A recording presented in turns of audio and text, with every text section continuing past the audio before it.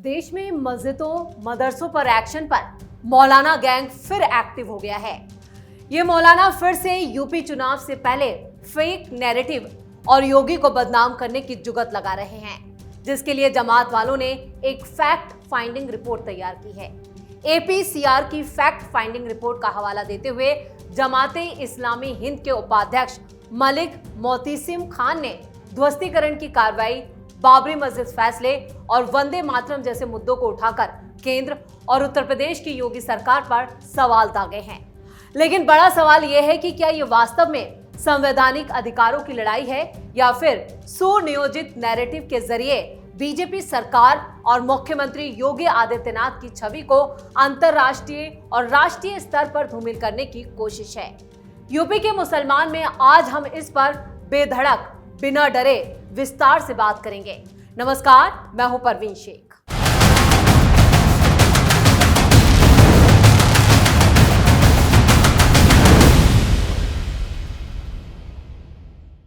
जब यूपी सरकार अवैध निर्माणों और सरकारी जमीन को कब्जा मुक्त करने के लिए ताबड़तोड़ बुलडोजर चला रही है, तो जमाते हिंद जैसे कट्टरपंथी मुस्लिम संगठन फिर से योगी सरकार के खिलाफ लामबंद हो रहे हैं, जिसके पीछे वजह साफ है, चुनाव आने वाले हैं।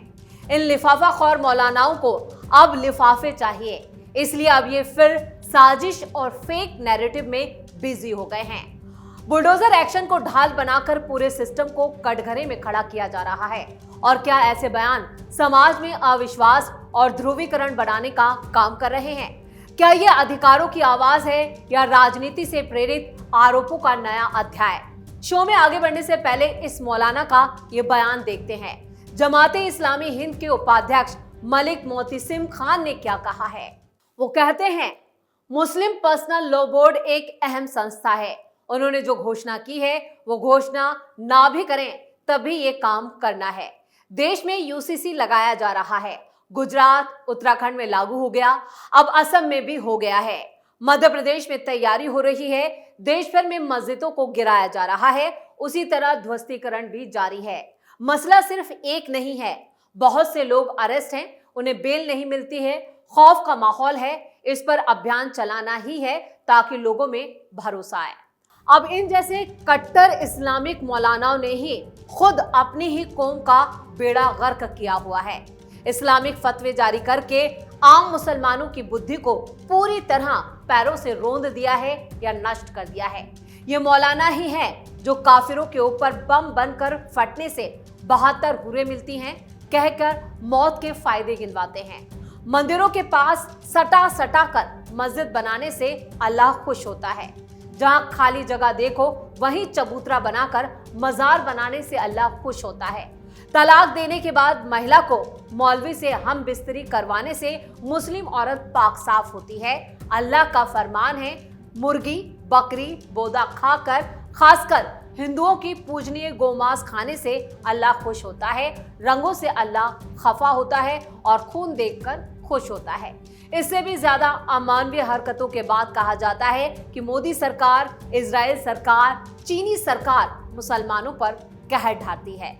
जिस थाली में ये मौलाना खाते हैं उसी में छेद करते हैं। वही काम अब ये मौलाना गैंग कर रहा है, जिनका मकसद यूपी के चुनावों में फिर से आम मुसलमानों से टैक्टिक वोटिंग करानी है।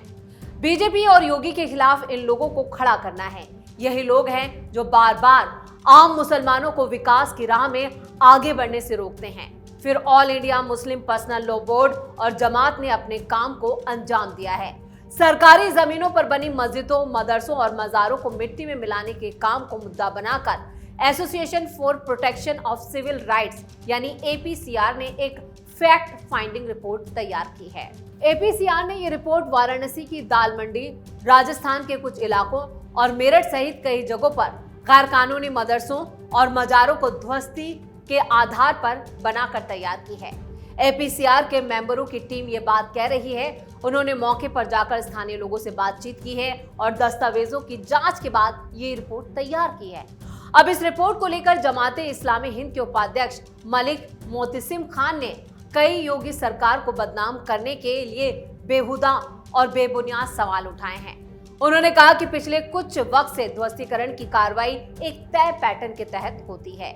ये उदाहरण देते हुए कहा कि पहले 11 तारीख को नोटिस जारी किया जाता है, फिर 18 तारीख को सर्वे होता है और उसके अगले ही दिन 19 तारीख को ध्वस्तीकरण की कार्रवाई को अंजाम दिया जाता है।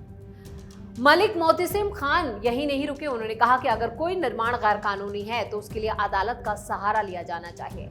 उन्होंने दावा किया कि देश में कई मस्जिदें और चर्चे जो पहले से ही राजस्व रिकॉर्ड में दर्ज हैं, कुछ मस्जिदें तो आजादी से पहले की हैं, लेकिन अब उन्हें गैर कानूनी करार दिया जा रहा है। चलिए मौलाना की ये बात भी मान लेते हैं। क्या यूपी में सिर्फ मस्जिदों और मदरसों और मज़ारों पर एक्शन हुआ है? काशी रेलवे स्टेशन को मल्टी इंटर मॉडल स्टेशन के रूप में विकसित करने की राह में बाधा बने हनुमान मंदिर और कई हिंदू धार्मिक स्थलों को भी तोड़ा गया है। यूपी को विकसित राज्य बनाने के लिए लगातार बुलडोजर चल रहा है, लेकिन हिंदू संगठन तो कोई फैक्ट फाइंडिंग रिपोर्ट नहीं बनवा रहे, बल्कि हिंदू समाज के लोग खुद आगे बढ़कर अपनी जमीनें सरकार को दान दे रहे हैं। लेकिन जमाते इस्लामी हिंद के उपाध्यक्ष मस्जिदों और मज़ारों की आड़ में अपने काले धंधों पर पर्दा डाल रहे हैं।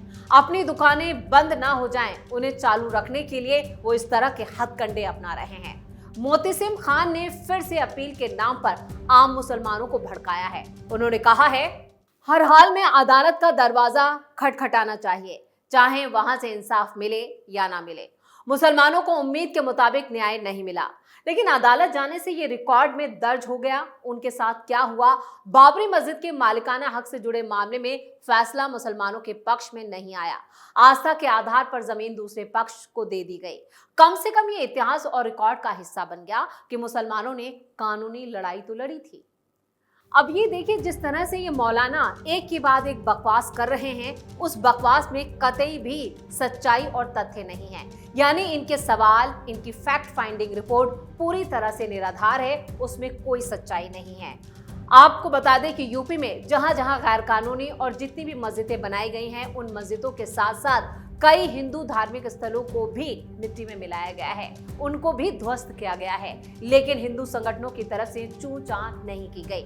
लेकिन यहाँ पर मौलाना गैंग अपना गला फाड़ फाड़ कर चिल्ला रहा है और एक बार फिर मुसलमानों को भड़का रहा है, जिसका मकसद है सिर्फ और सिर्फ कि यूपी में चुनाव आने वाला है। उत्तर प्रदेश की राजनीति में एक सवाल सालों से बना हुआ है, क्या सरकारी योजनाओं का फायदा पाने वाला वोटर उसी सरकार को भी वोट देता है? और अगर नहीं देता तो उसकी वजह क्या होती है? देश के करोड़ों मुसलमान जो केंद्र और राज्य सरकार की योजनाओं का फायदा उठाते हैं, मुफ्त राशन से लेकर उज्ज्वला गैस, आयुष्मान भारत, पीएम आवास, किसान सम्मान निधि, छात्रवृत्ति, बिजली के कनेक्शन, शौचालय और सड़क जैसी योजनाओं का फायदा मुस्लिम बहुल इलाकों तक पहुंचा है। लेकिन चुनावी नतीजों को देखें तो बड़ी संख्या में मुस्लिम वोटर बीजेपी को वोट नहीं देता। क्या मुस्लिम समाज के राजनीतिक फैसले के पीछे उनकी अपनी आइडेंटिटी है? यूपी में संभल से लेकर आजमगढ़, सहारनपुर, मुरादाबाद, रामपुर, बहराइच और प्रयागराज तक मुस्लिम आबादी वाले इलाकों में सरकार की करीब करीब हर बड़ी योजना पहुंच चुकी है। किसी के घर में प्रधानमंत्री आवास योजना के तहत मकान बना है तो किसी को मुफ्त राशन मिल रहा है।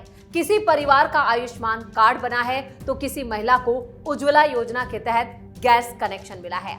सरकार का दावा है कि योजनाओं के वितरण में धर्म या जाति के आधार पर कोई भेदभाव नहीं किया जाता। हर वर्ग तक सरकार की योजनाओं का लाभ पहुंचा है। जब चुनाव आते हैं तो तस्वीर बदल जाती है। ग्राउंड रिपोर्ट और चुनावी आंकड़े बताते हैं कि हर मुस्लिम वोटर का बड़ा हिस्सा बीजेपी के बजाय विपक्षी दलों के साथ खड़ा नजर आता है। किसी भी समुदाय का वोट सिर्फ आर्थिक लाभ के आधार पर तय नहीं होता। मतदाता विकास, सुरक्षा पहचान, सामाजिक सम्मान, राजनीतिक प्रतिनिधित्व और भविष्य की उम्मीद जैसे कई पहलुओं को ध्यान में रखकर फैसला करता है। मुस्लिम समुदाय के एक बड़े वर्ग का मानना है कि सरकारी योजनाएं उसका अधिकार है, कोई राजनीतिक उपकार नहीं। यानी अगर उन्हें राशन, मकान, स्वास्थ्य सुविधाएं मिलती हैं तो वो संविधान और लोकतांत्रिक व्यवस्था के तहत मिलने वाली सुविधा है, जिसके बदले वोट देना जरूरी नहीं माना जाता। लेकिन ये मुसलमान अपने लिए भी वोट नहीं देता, यानी अपने विकास के लिए भी वोट करने में ये कंफ्यूज रहता है।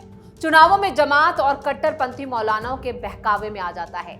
कई चुनावों में देखा गया है कि मुस्लिम वोटर उस उम्मीदवार या पार्टी को प्राथमिकता देता है जिसे वो बीजेपी को हराने में सक्षम मानता है। यानी वोट का फैसला सिर्फ उम्मीदवार की लोकप्रियता नहीं बल्कि चुनावी गणित भी तय करता है। यही वजह है कि कभी समाजवादी पार्टी को, कभी कांग्रेस को, कभी गठबंधन उम्मीदवारों को मुस्लिम वोटों का बड़ा हिस्सा मिलता है।